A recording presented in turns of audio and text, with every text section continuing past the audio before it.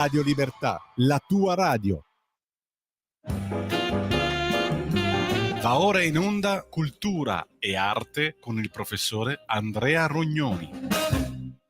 Buongiorno Andrea, a te la linea.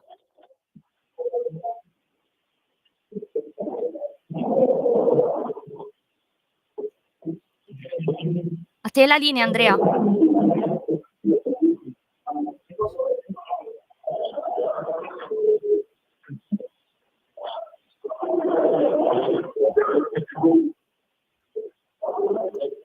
Andrea, a te la linea.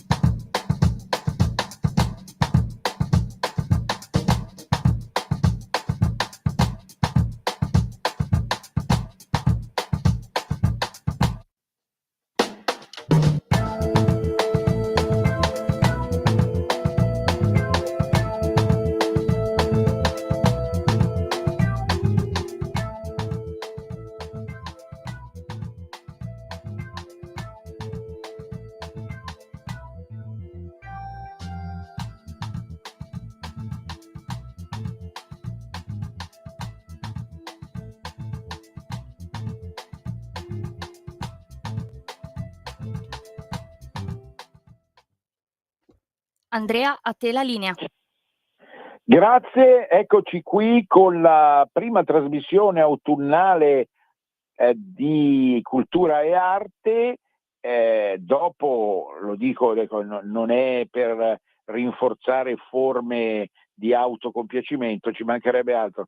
Dopo oramai 28 anni, un ciclo di Saturno ci mette 28 anni a fare il giro dello zodiaco, per cui 28 anni che questa trasmissione, magari con altri nomi, è anche stata pagina terza, o meglio pagina terza, nel senso ripulita dalle sporcizie di regime. Adesso però appunto oggi ho voluto impostare la puntata per il ritorno, diciamo così, 2025-2026, impostarla in maniera da connettermi con l'attualità. Perché oggi, 13 settembre, è una giornata speciale nel Regno Unito. È una giornata speciale in quanto molte persone scendono per strada, vedremo poi la risposta reale, ancora il monitoraggio assoluto non ce l'abbiamo, ma va valutata ovviamente tutta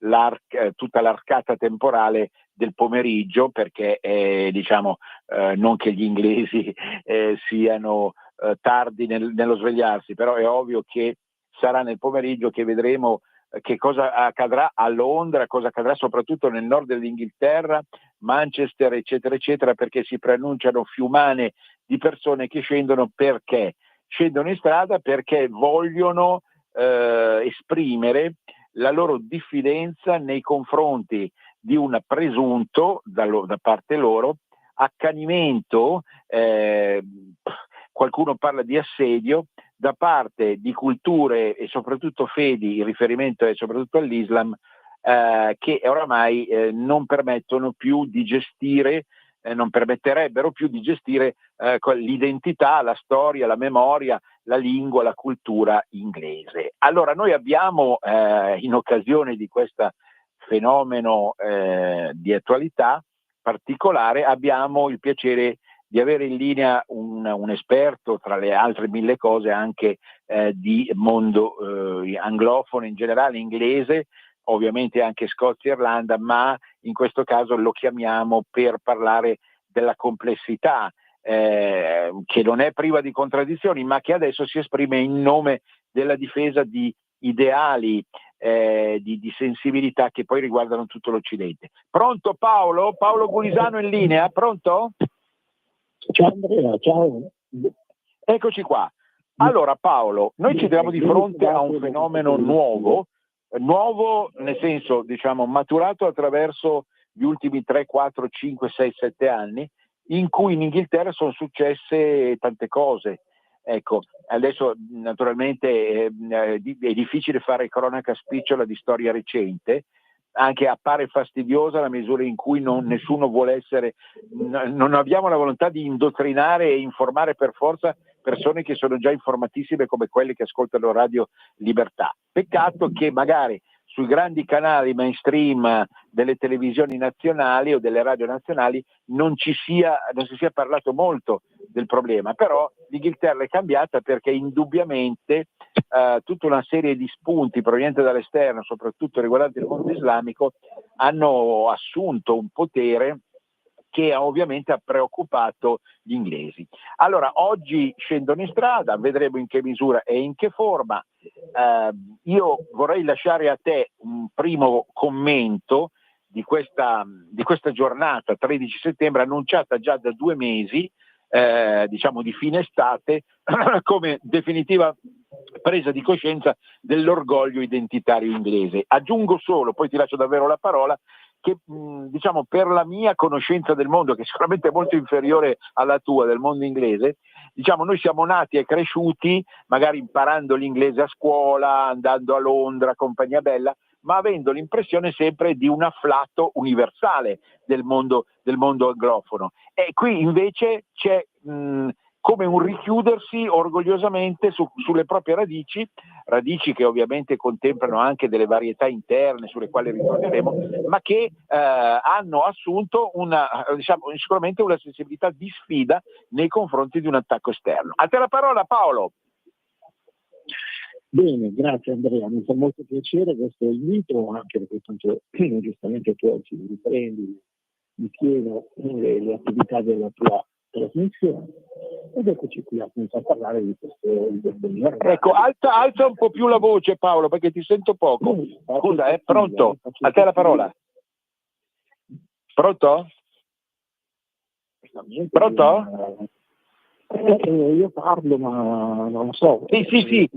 Sforzati di alzare al massimo, scusa, la voce. Vai tranquillo Paolo. Faccio tutto il mio possibile. Allora, dicevamo, giornata così, dell'orgoglio nazionale, potremmo dire. Allora, da dove nasce questa giornata? Da recenti, misure tendenti a disincentivare l'uso della bandiera nazionale del Regno Unito. È piuttosto però significativo che in parallelo, appunto, molti hanno parlato di questa giornata, delle migliaia di Union Jack che saranno sventolate, ma pochi hanno, e quindi lo vogliamo fare noi di Radio Libertà, che siamo liberi e siamo, liberi da ogni altro condizionamento, pensate che questo è accaduto anche in Irlanda. L'Irlanda ha scimmiottato la Gran Bretagna. Perché? Perché il sindaco di Dublino ha invitato a non esporre fuori dalle case, sul balcone, il tricolore della bandera. Non è opportuno, perché appunto è divisivo, perché crea, un distacco, una frattura, così dice, tra gli irlandesi autoctoni, i nuovi arrivati, gli immigrati che adesso negli ultimi anni stanno cominciando in Irlanda a diventare moltissimi. Ma torniamo alla quindi vedete, non è, però questo è da sottolineare, non è un fenomeno unicamente britannico. Ci sono anche qua nel nostro paese tanti anglofili che infatti l'altro giorno mi scrive un amico facendomi vedere una foto con tante Union Jack e dice ecco, gli inglesi si sono risvegliati. Ma mi verrebbe da dire si dovevano svegliare anche prima, perché negli anni scorsi è successo qualcosa, a mio modesto avviso, di molto più grave della proibizione di una bandiera. E poi vedremo perché c'è proibito anche la bandiera. Ma già, è chiaro da quello che emerge dalla scelta motivata appunto dal sindaco di Dublino in Irlanda. non esporre la bandiera nazionale irlandese, che tra l'altro appunto è il simbolo della ribellione, della storia di secolare lotta per l'indipendenza. Quella bandiera fu sventolata da Michael Collins, da Limon de Valera, da Joseph Plunkett e dagli eroi dell'insurrezione del 16, ma adesso non va bene perché è divisiva. Ho letto un articolo molto interessante sul campo irlandese che dice forse i nostri governanti, perché sono i governanti che prendono queste scelte, non è che l'hanno chiesto i migranti, non è che l'hanno chiesto i rappresentanti dei migranti, cioè non vogliamo vedere, sono gli stessi politici irlandesi, così come sono i politici inglesi, che si tirano le martellate da soli. Quindi quella bandiera questo significa tantissimo per gli irlandesi e per chi come me ama l'Irlanda. Curiosamente, ecco, dicevo, in un articolo che ho letto di commento di un irlandese che ha detto probabilmente vorrebbero che noi sventolassimo, l'unica bandiera che vorrebbero che sventolassimo è la bandiera arcobaleno, la bandiera della pace, la bandiera di altre realtà, ma quindi questa è l'unica bandiera che vorrebbero che fosse sventolata. Ora, appunto, questa decisione è presa dai politici. I politici che si vergognano della propria identità, che si vergognano di essere bianchi, europei, cristiani sottolineo. Ed ecco perché stavo dicendo prima che forse è tardi questo risveglio di amor patrio che fa sempre un po' ridere. Allora, si dovevano muovere prima, dovevano scendere a centinaia di migliaia in piazza prima, quando negli anni scorsi è successa una cosa molto più grave, anche qui, cioè la rimozione dei crocifissi, la proibizione dei presenti a Natale, delle celebrazioni, delle festività cristiane. Allora, è partito tutto da lì, perché capite, se tolgono l'identità religiosa, è l'identità più profonda che abbiamo, è l'identità più profonda, e anche qua l'Inghilterra cristiana non è più l'Inghilterra cristiana. E quindi adesso arrivano anche alla bandiera, alla fine sono arrivati anche alla bandiera, che è abbastanza strano, perché comunque c'è una tradizione di internazionalismo in Inghilterra, in Gran Bretagna.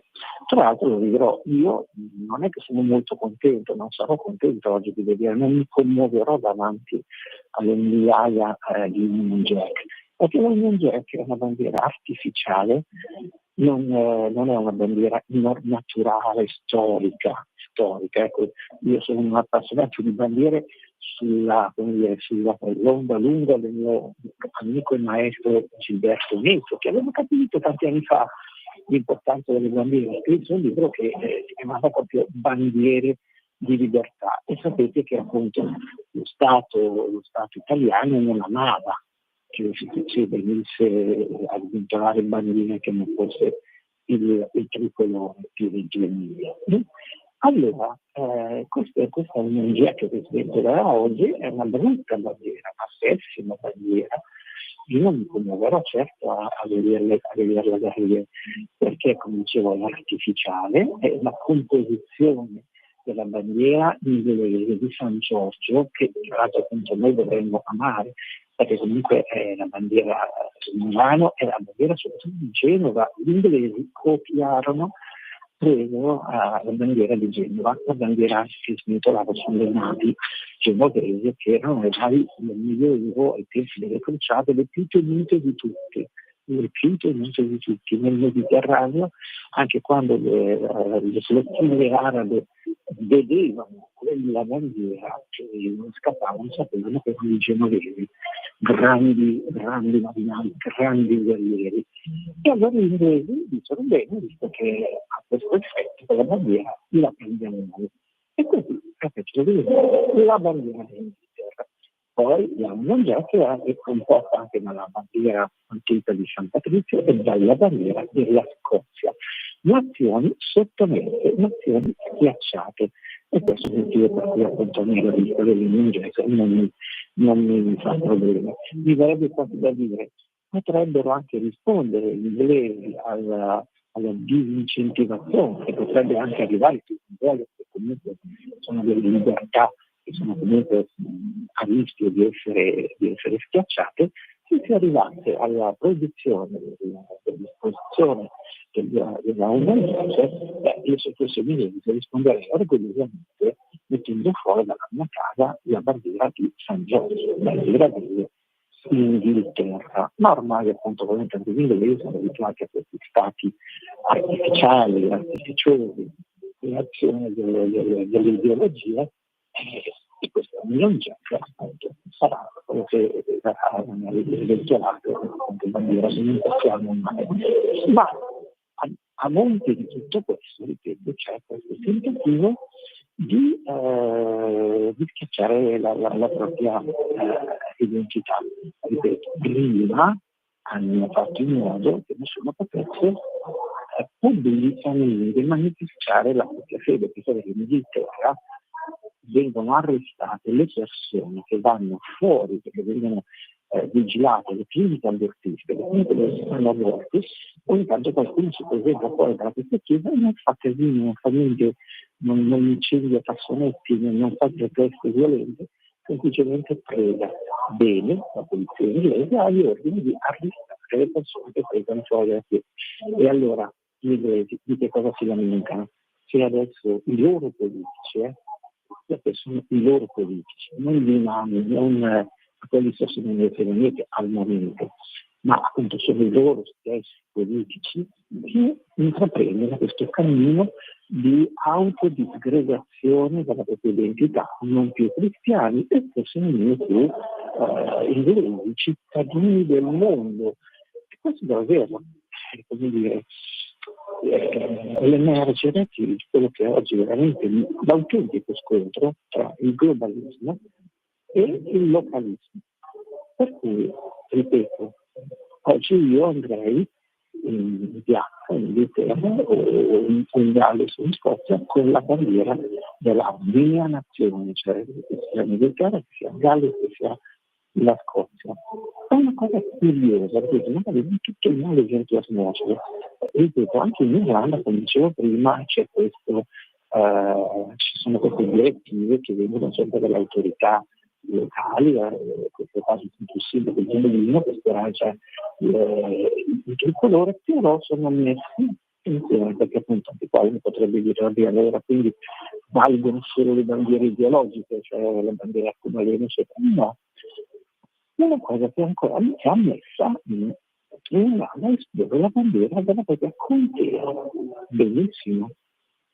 Allora anche qua tutto sommato questo, fin quando non è toccata la libertà ultima, cioè la libertà di proprie radici profonde della propria piccola patria, la contea o in Gran Bretagna la nazione a cui si appartiene, vuol dire che allora non siamo ancora arrivati proprio al capolinea.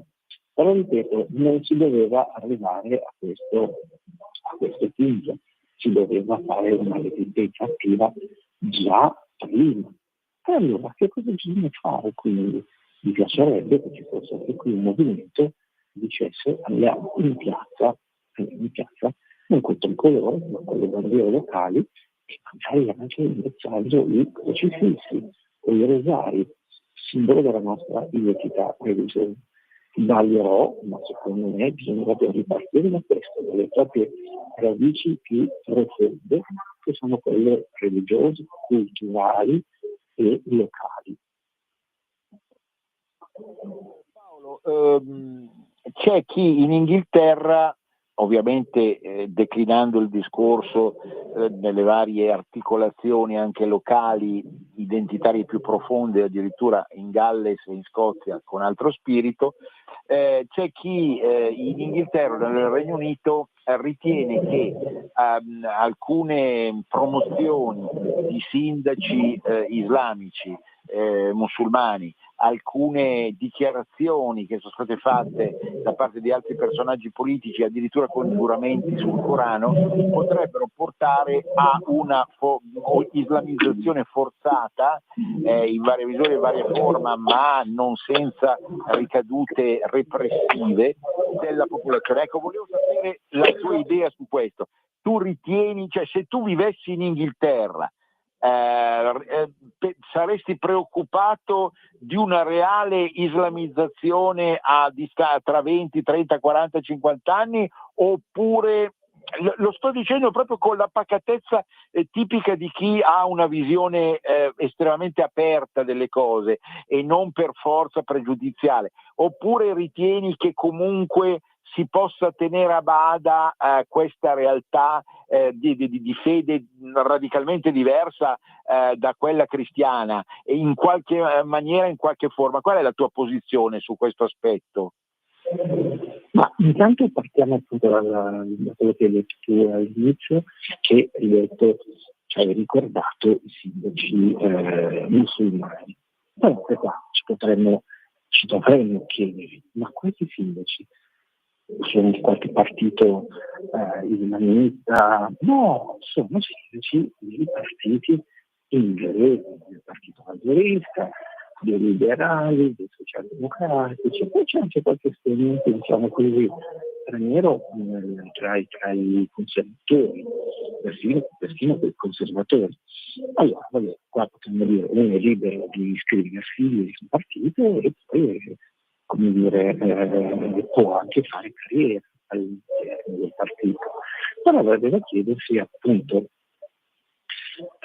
come mai hanno fatto carriera, magari c'è possibile che anche perfino i primi ministri degli ultimi anni erano tutti di origine straniera, indiani, in Pakistan, perfino in Scozia, il leader dello Scottish National Party, che è stato un leader alimentare rimosso da 2 anni, era un pakistano, perfino in Irlanda il primo ministro degli ultimi anni era metà irlandese e metà indiano.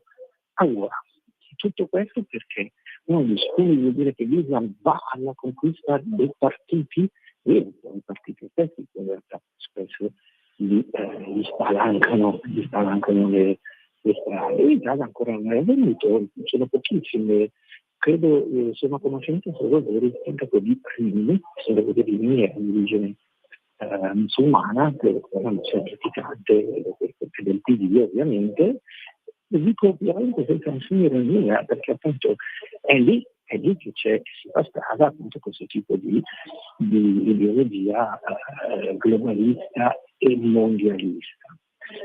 Ecco, allora, il problema è che questa la forza magari delle persone di origine straniera cresce perché la si lascia fare, si lascia in mano le leve del potere, poi dopo è inutile lamentarsi. Tra l'altro questi personaggi anche politici di origine appunto non europea, non cristiana, alla fine non lavorano specialmente, perché molti paventano il radicalismo islamico, cioè la Sharia, ma no, questi qua sono comunque a servizio di una ideologia fondamentalmente atea, che non vede più niente. Sono così come questa società, la società inglese, le società europee sono post-cristiane. Sì. Anche di questi personaggi bisogna parlare di post-islamici, non credono più niente, credono soltanto nel buonismo, nella cultura woke, nella cancel culture, vogliamoci tutti bene. E davvero questa ragione quell'economista all'allora gli diceva ma sì, adesso ci lasciano ventolare le bandiere anche delle nostre contee, delle singole contee, quindi ci lasciano ancora un minimo di localismo. Però il futuro è quella che l'unica bandiera che dovrà essere ventolata sarà una bandiera arcobaleno. E forse non ha del tutto torto, ripeto, non è in corso, a mio avviso, so che qua magari non saranno d'accordo, alcuni nostri amici ascoltatori eccetera, ma secondo me non c'è in corso un conflitto religioso. Il conflitto religioso è stato già combattuto tra l'ateismo e il cristianesimo, e il cristianesimo al momento ha perso. L'avevo visto anche 2 giorni fa, cioè il cristianesimo non può restare in testa. L'assassinio di Charlie Kirk, questo libro è stato messo, come dire, è stato definito conservatore, kantiano, ma alla fine che cos'era fondamentalmente cristiano? Cercare di riportare i valori cristiani nelle società americane ed è stato ucciso, quindi non è un martire del conservatorismo, del trumpismo, eccetera, ma è un martire cristiano. Allora davvero, quindi non tanto una guerra di religione tra il cristianesimo e l'Islam, ma potremmo dire tra le religioni e la completa mancanza di religione, la visione globalista che mette al centro gli interessi economici, di voler costruire una società che è il fiero unico, e quindi è questo, a mio avviso, il vero nemico da contrastare. Bene, dobbiamo fare la pausa, tra 1 minuto e mezzo ti risentiamo Paolo, a dopo.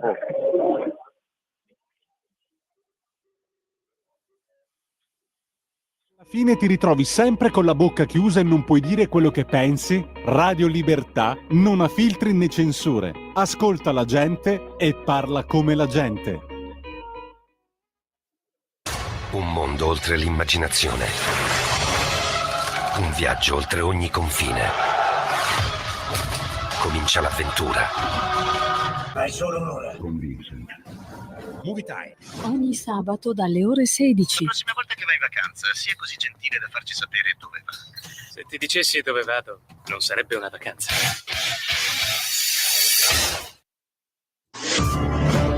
La Lega, nata dalla battaglia, accetta la sfida.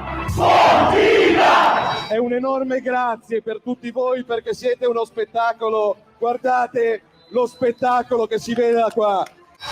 Io non mollo e non mollerò mai. Noi non molliamo.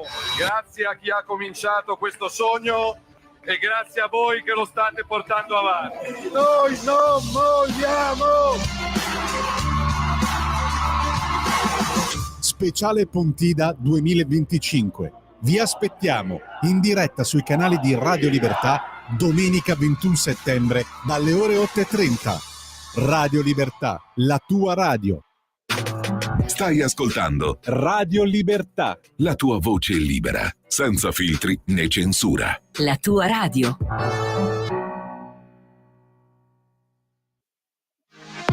Per la tua pubblicità visita il sito radiolibertà.net.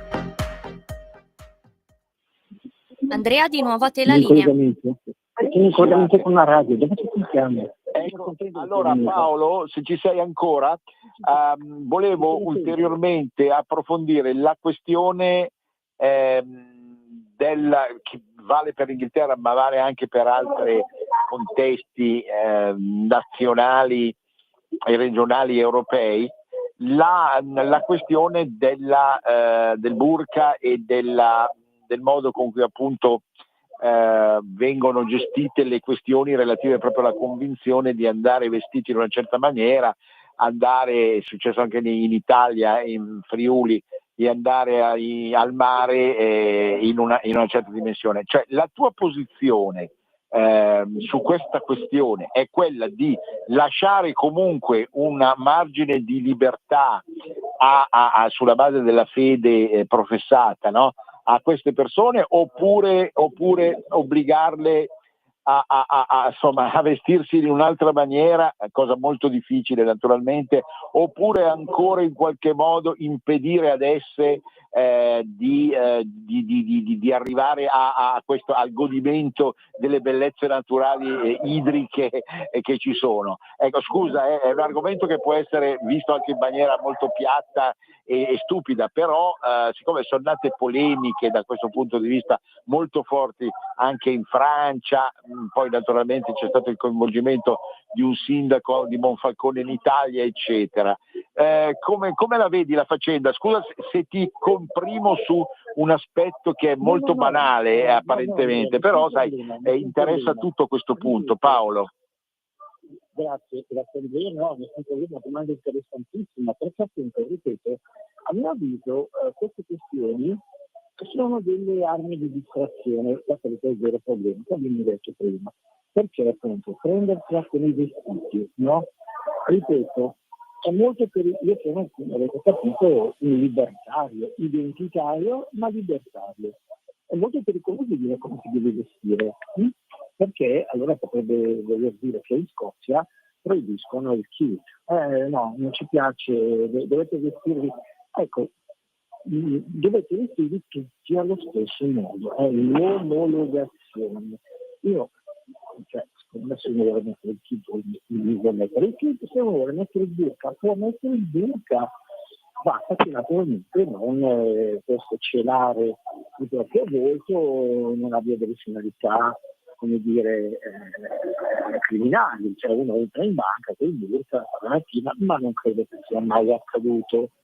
Per cui dire come ci si deve vestire è pericoloso, è liberticida.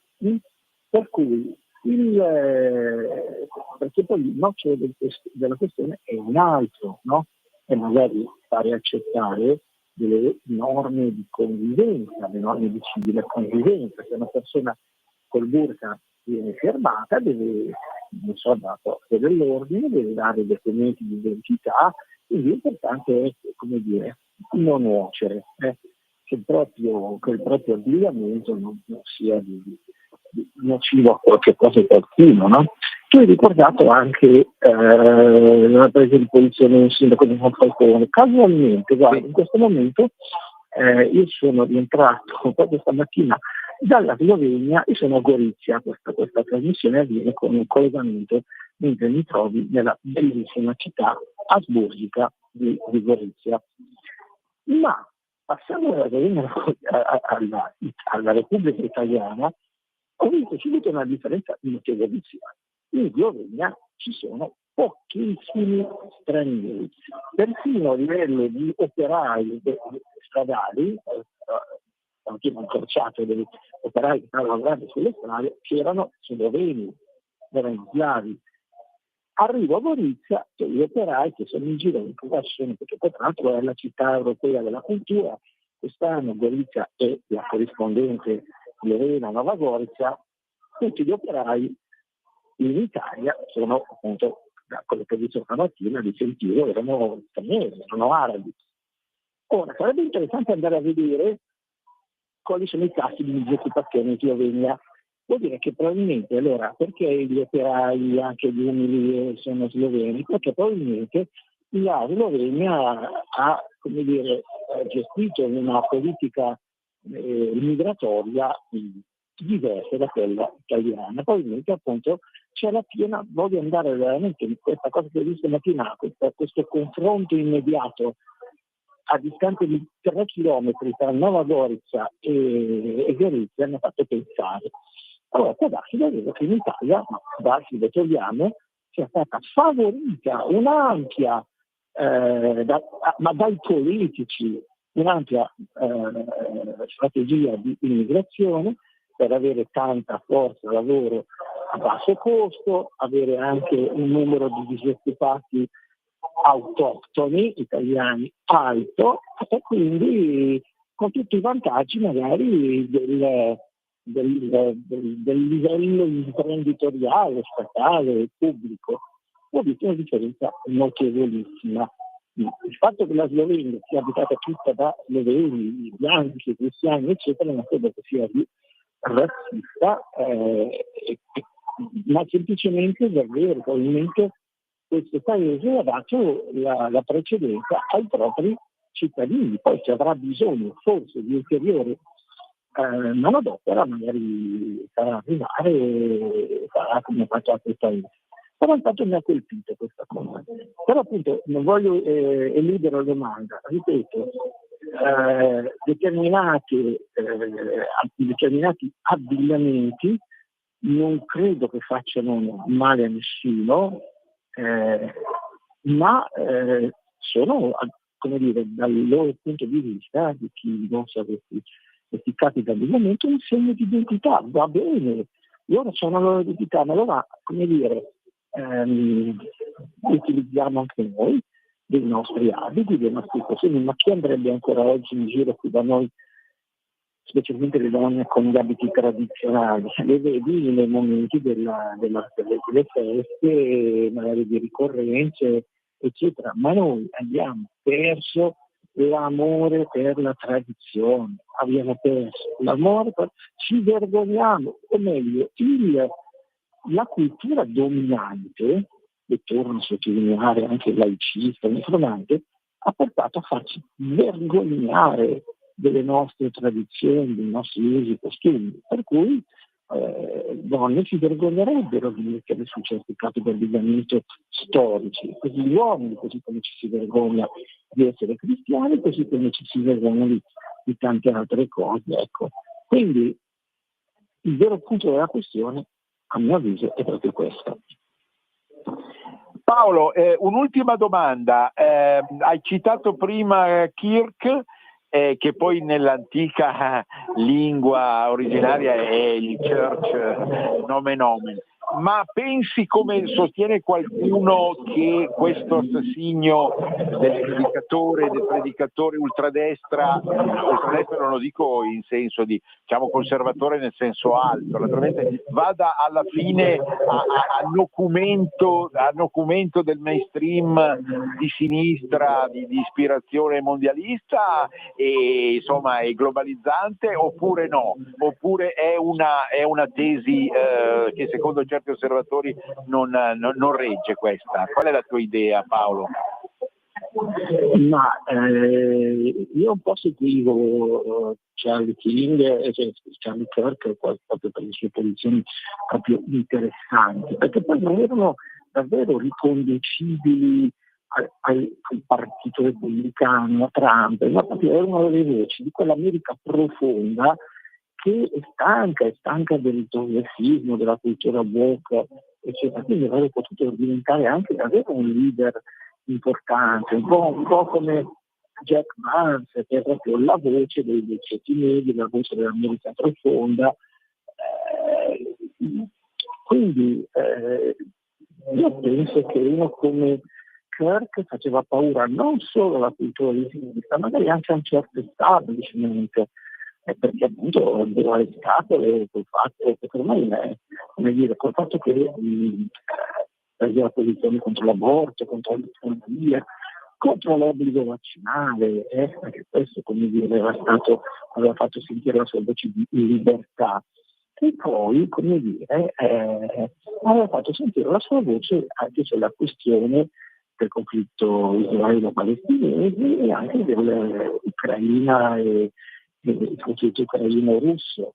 Quindi magari in nome così di un po' di isolazionismo dell'America, che dobbiamo impicciare dalle faccende lontane migliaia di chilometri, l'America agli americani, meglio disimpegnarci da questo. Ecco, sicuramente dava fastidio non solo alla cultura di sinistra, ma magari appunto anche al grande connubio affaristico della produzione di armi, eccetera, eccetera. Anche perché appunto non è che è stato ammazzato da qualunque matto, ucciso con un fucile di precisione, da un accostamento sul tetto, seguendo certi tipi di schemi proprio da attentato professionistico e professionale.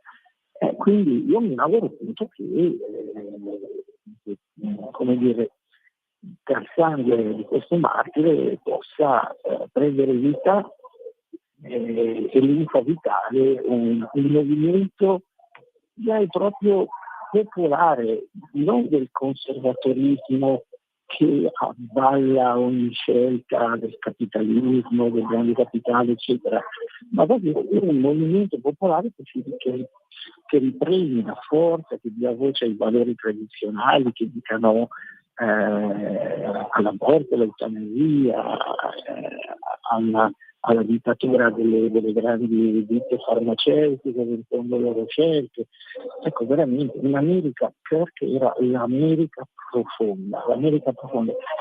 Cioè, così come appunto c'era un deep state, sotto questo termine si intende settori anche deviati dello Stato, degli apparati militari, eccetera, eccetera.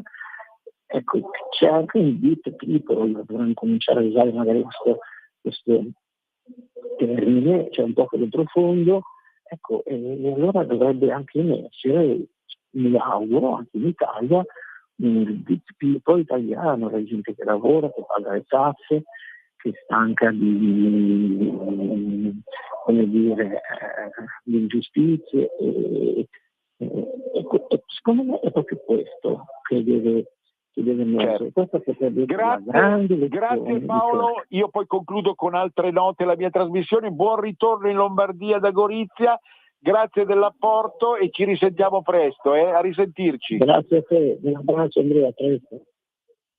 Allora io proseguo con due note di storia, arte, letteratura e cinema per i centenari e bicentenari, poi concludo ancora sul pericolo Islam con una mia nota personale. Allora, per quanto riguarda i 200 anni di Fattori, Giovanni Fattori, macchiaiolo, un autore straordinario, un pittore che è riuscito a dare vita al mondo rurale, soprattutto toscano, ma non solo, quindi la vita dei campi, parallelo poi ad altri personaggi, ovviamente Mose Bianchi per la Lombardia, altri personaggi emiliani o veneti, ma sicuramente questo bicentenario, che tra l'altro si celebra attraverso una mostra molto bella, ma certamente è il modo per ritornare sui valori della pittura tardo ottocentesca che per l'Italia, specie del centro-nord, è stata fondamentale. Fattori rimane un pittore di riferimento assoluto anche per tutti gli impressionisti che hanno lavorato su alcune intuizioni di Fattori stesso. Peter Sellers, 100 anni, sì, la Pantera Rosa nasceva nel settembre del 25 e adesso noi lo stiamo a celebrare magari rivedendo alcuni suoi film che sono stati fondamentali per la cultura cinematografica degli anni 60-70 e che hanno fornito una base per una comicità quasi profetica che oggi ha moltissimo valore. Il corpo di Peter, della Pantera Rosa, che rimbalzava quasi come fosse di gomma da un luogo all'altro, che tirava fuori appunto delle gag straordinarie, è rimasto immortale. Poi vorrei parlare ancora, per finire questa triade, di Camilleri, che nasceva 100 anni fa anche lui.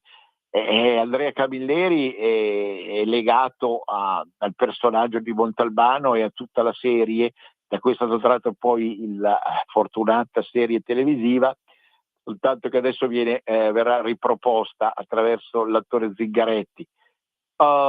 Direi che Camilleri ha fatto cosa buona e giusta nel valorizzare il dialetto siciliano, facendo intendere appunto che la letteratura non è soltanto fatta di lingua nazionale come deve essere fatta, si pensi a Dante, Manzoni, ma anche di lingua locale, certamente anche del nord, laddove i dialetti e le culture locali del nord hanno più fatica ad essere recepiti per tantissimi motivi di quelle del centro-sud. E il grande successo è un successo legato all'impasto molto particolare anche fra italiano e regionale, che si ispira addirittura al grandissimo Verga. Siamo arrivati un po' agli ultimi minuti. Io sono preoccupato personalmente, dico la mia. Non voglio forzare gli ascoltatori su questo punto, che rimane opinabile. Sono molto preoccupato dall'avanzata dell'Islam. A dire la verità, non voglio sottolineare talenti personali, però nella rivista che io ho diretto, Idee per Europa dei Popoli, già 18 anni fa, con i primissimi numeri della rivista, noi segnalammo in maniera vistosa quello che iniziava allora, sull'onda della mondializzazione, anche a diventare così un pericolo. Pericolo certamente, si è sempre detto, nel rispetto delle fedi che hanno un loro valore di per sé. Ma attenzione, come in parte diceva anche Paolo, io forse allargo il discorso e lo rendo, vorrei renderlo più mirato. Nelle nazioni europee, qui parliamo, sull'Italia ritorniamo alla fine, parliamo della Spagna che scende in piazza in ottobre, parliamo della Germania che è già scesa in piazza e ritornerà. Non ascoltate quelli che in televisione dicono che è solo responsabilità dell'Alternative für Deutschland. In realtà il popolo tedesco sembra stanco a livello maggioritario di una cattiva gestione dell'immigrazione. Poi naturalmente l'Irlanda è già stata citata, la Polonia sta scendendo in piazza, eccetera. Cioè, che cosa poi in realtà sta succedendo? Al di là delle interpretazioni, sta succedendo, è un dato di fatto, che le popolazioni europee in chiave nazionale, ma in realtà, come diceva Paolo, portandosi dietro, occulte o no, tutte le realtà regionali e locali, ecco, si mostrano per la prima volta in maniera vistosa preoccupate seriamente del pericolo Islam. Perché vedete, qui non è in ballo soltanto la questione anche numerica o, come dire, rasentante pericoli come la criminalità, il disordine, dell'immigrazione in sé. Il problema non è tanto, secondo me, dell'immigrazione quanto di una progressiva affermazione strisciante ma continua e pervasiva di una cultura religiosa che non è la nostra cultura religiosa.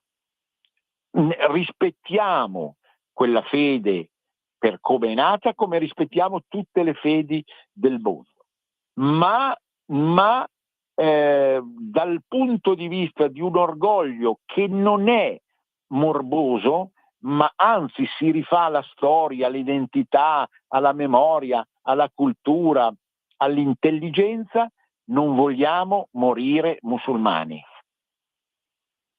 Voglio ripetere, non vogliamo morire musulmani.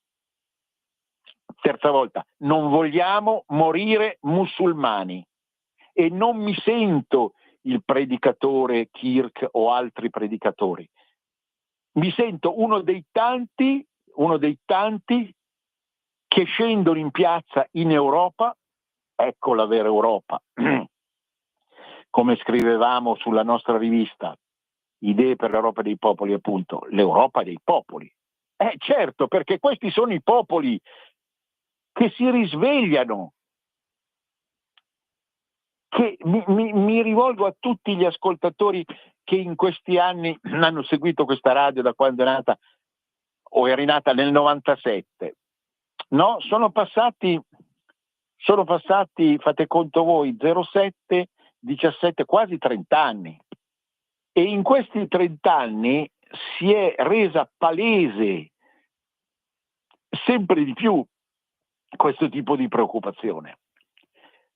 Per il modo con cui è avanzata, per il modo in cui in alcuni luoghi dell'Europa si è materializzata, per le prospettive che diventano sempre più preoccupanti nella misura in cui un certo tipo di ideologia politica tende appunto a lasciare sempre più via libera al diffondersi di questa fede.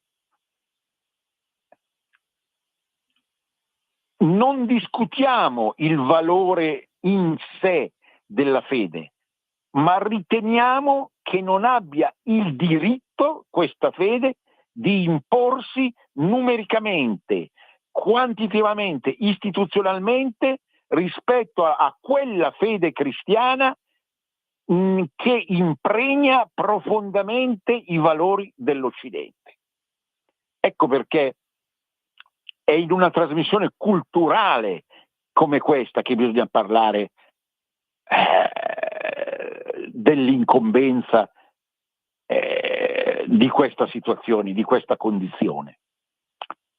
Perché la cultura stessa dell'Europa, sto davvero finendo, cara Natalia, la cultura stessa dell'Europa è impregnata di sensibilità, gusto, orientamento, amore, volontà cristiana. Se questa cultura perde, è finito il senso stesso che abbiamo dato alla nostra esistenza e alla quale ovviamente cerchiamo di trasmettere come senso e obiettivo consustanziale ai nostri figli e ai nostri nipoti. Quindi se ne parla poco in televisione perché si ha paura, ma in realtà fiumane di persone stanno scendendo in piazza in tutta Europa perché non vogliono